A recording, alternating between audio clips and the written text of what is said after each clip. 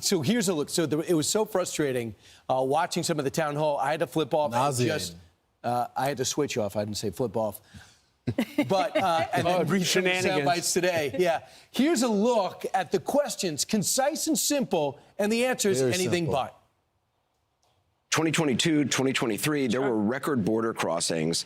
Your administration took hundreds of executive actions. It didn't stem the flow. Numbers kept going up.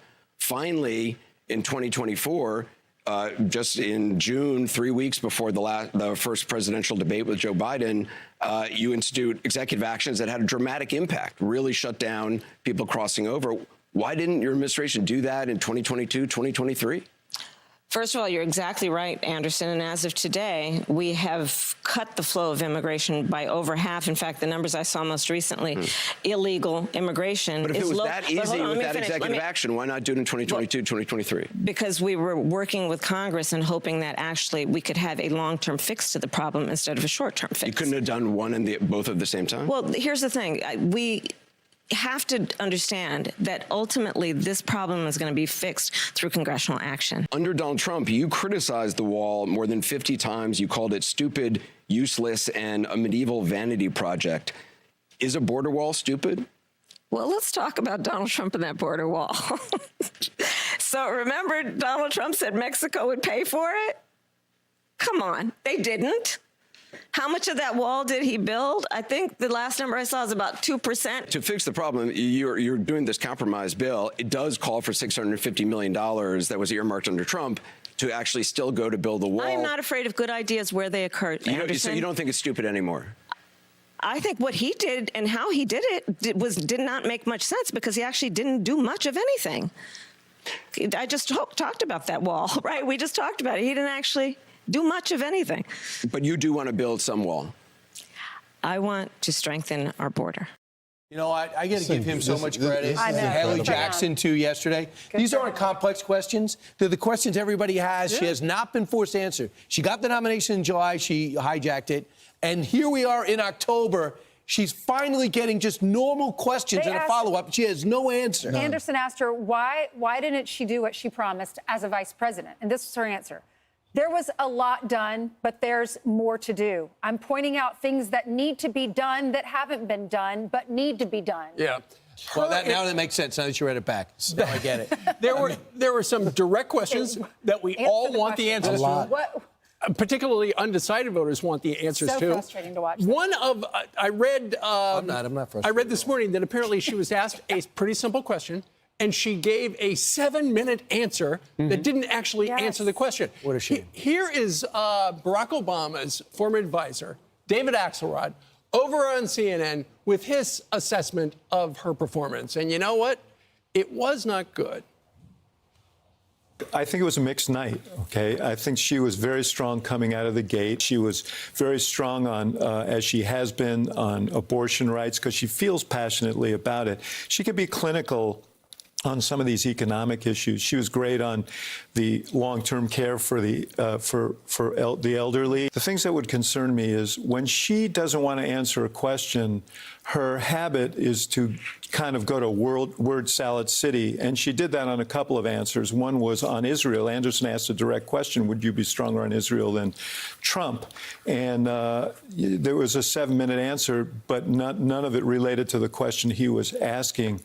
Tell you something, the analysis that one of the Obama bros is giving is essentially reflecting what the former president of the United States, President Barack Obama, feels, and David Plouffe, who's now running Kamala Harris's campaign. I owe them a lot of credit from my childhood teaching me how to do community organizing, knock on doors, communicate with. She has some of the best tacticians on her campaign. The problem is they have a terrible candidate. They were used to dealing with Barack Obama, who can go out there and speak and communicate to the American people, who wanted the moderates to come and vote for him, who was called the deporter-in-chief. And now you have a candidate that has had years to craft some sort of message, and she has nothing at all for the American people.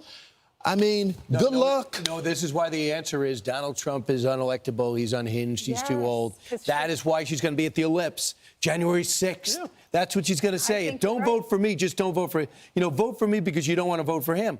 And that's pretty sad when they look around with their communications experts and said, but judging by your performance, we have to make him unelectable because we can't make you electable. Yeah, that's true. Running for president would be very difficult, right? You're asked questions, you have to think very quickly on Every your answer feet. could kill you. Yes, exactly. So you have to be smart about it.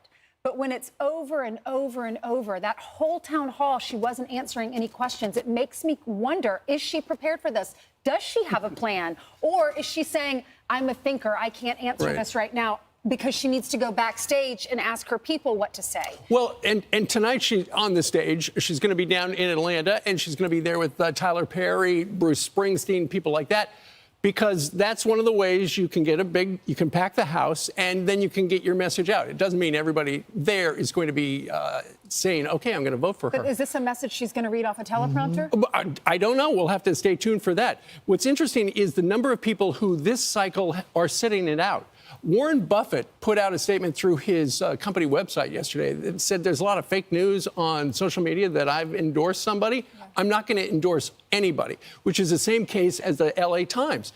The news today about the LA Times not endorsing anybody is the fact that the op-ed page editor quit. Because apparently they were planning to endorse Kamala Harris, but the billionaire owners said, we're not going to endorse anybody this time, which flies in the face of what they have done for decades. I just want to go back to Ainsley's point about someone that ran for president back in 2019, that is the current vice president of the United States, that when faced with issues of the country says she's still thinking about things. I mean, in any other job, you're asking us to hire you, and you don't know the answers to the questions. She's 12 days away from a possible why are you 12 days out and you don't know how to fix the border? Why are you 12 days out and you still don't have an answer on how to lower the price of groceries?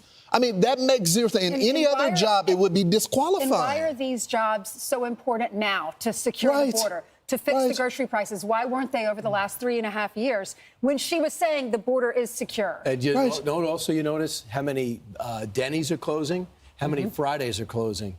These are basic food prices. People can't afford it. Yeah. Very interesting to see why so many of these franchises. 3 fabulous restaurants just closed here in New York. And you drive up Madison Avenue, used to be store after store. It's empty, empty, empty. Yeah, well, part of it is the high cost of food and labor. The other thing is people can't afford to eat out as much as they could. People aren't shopping as much anymore. No. Don't worry, though. She has a plan to make sure people don't go to prison for weed, because that's what we're all concerned about right now when we can't afford things. I mean, it's so insulting to the American people when we continue to ask for basic things, how to eat, secure the border, and you give us weed. Who's going to be a better friend to Israel? Should be an easy question. You or Donald Trump?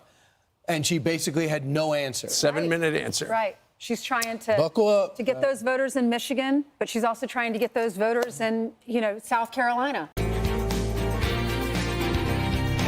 Hello, everybody. I'm Jesse Waters, along with Judge Janine Pirro, Jessica Tarlov, Dana Perino, and Greg Gutfeld. It's 5 o'clock in New York City, and this is The Five.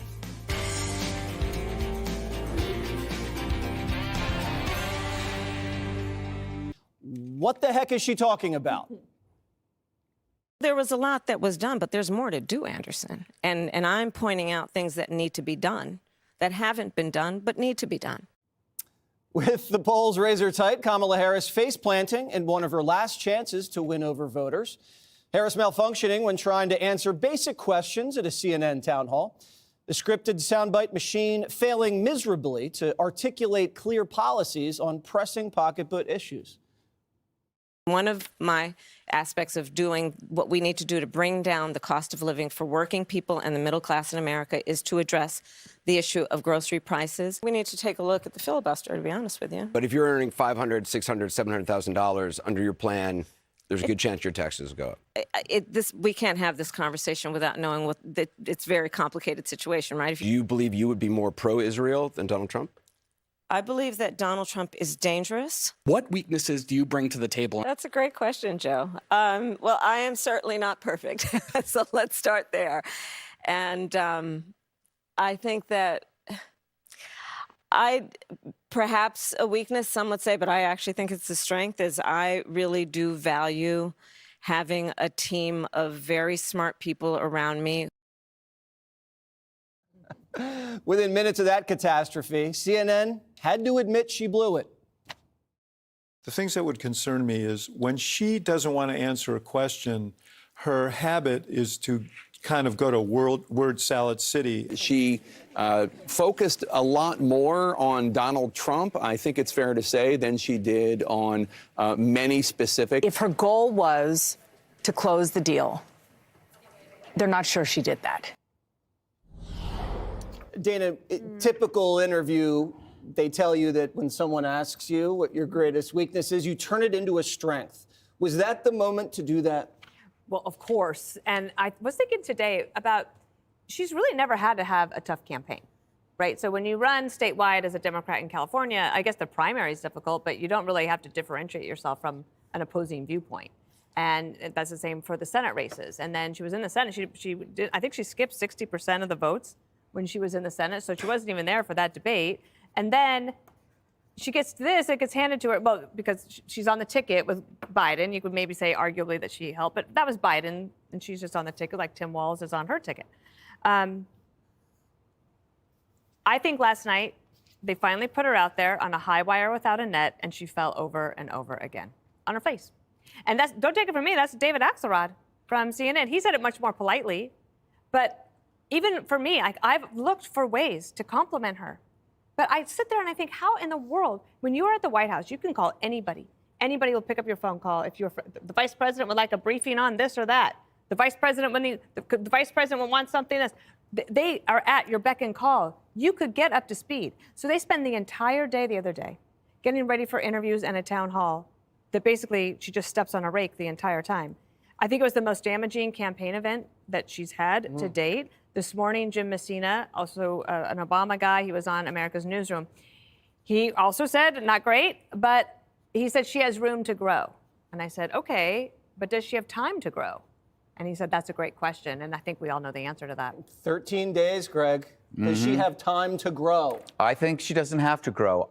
I like her the way she is. I thought she was amazing. You know, when CNN is slamming you, that's like parents at a Little League game heckling their own kid. They realized they couldn't find a silver lining on this big sack of poo. It's physically impossible to spin wet garbage because it ends up all over you. I think we need to retire the phrase word salad because at least salad can be nutritious. You know, you can have actually authentic ingredients. In this case, her manner of speaking, it's an affront to lettuce and kale growers everywhere. You know, after every disaster, you know, relief pours in. It's kind of like that with Kamala. It's like there's this, like, Hurricane Kamala comes in, there's a rush to raise money for the victim. There's benefit concerts. They're asking for small donations because every time she lands, there's devastation, mainly to herself, but also to her party. I think what you're seeing, though, the realization here is the downfall of the inauthentic. You know, whatever you say about Trump, good or bad, you know it's real. He's authentic. So authentic, he doesn't need to employ a fake accent wherever he goes or create fake personal stories or professional histories. With Harris, whatever you say about her, good or bad, you know it's inauthentic, right? Nothing rings true. Nothing. Her upbringing, her professional experience, her very words that come out of her mouth like toxic glitter stick all over you. Every time she's talking, your brain cells want to commit suicide. So I think what you're seeing is an American public coming to the realization that they may not like Trump, but they don't know what the hell this is. What was that last night, Judge Janine? Well, that's what $1 billion gets you with a candidate that is so horrible she can't even articulate what she's going to do to make your life better. And, you know, the amazing part of this is she is so out of her league. She's like a high school JV playing in the pros. She could not articulate other than to say she's not Joe Biden. She can't say what she's going to do better. She doesn't have any answers to solutions. And she has had the audacity to sit in a position of power in the White House, the highest rank that a woman has ever attained in the United States of America. And she hasn't made any difference for the American people who are suffering from inflation, the economy, crime, immigration. And she just sits there like a queen on the pedestal and says, when I get in, if you vote for me, then I'll deal with the issues. That's not how it works in America. She couldn't even connect with the people who were asking her questions. Click here to subscribe to the Fox News YouTube page to catch our hottest interviews and most compelling analysis. You won't get it anywhere else. If you enjoy this content, please consider subscribing to my channel to stay up to date with future videos. Thank you for watching.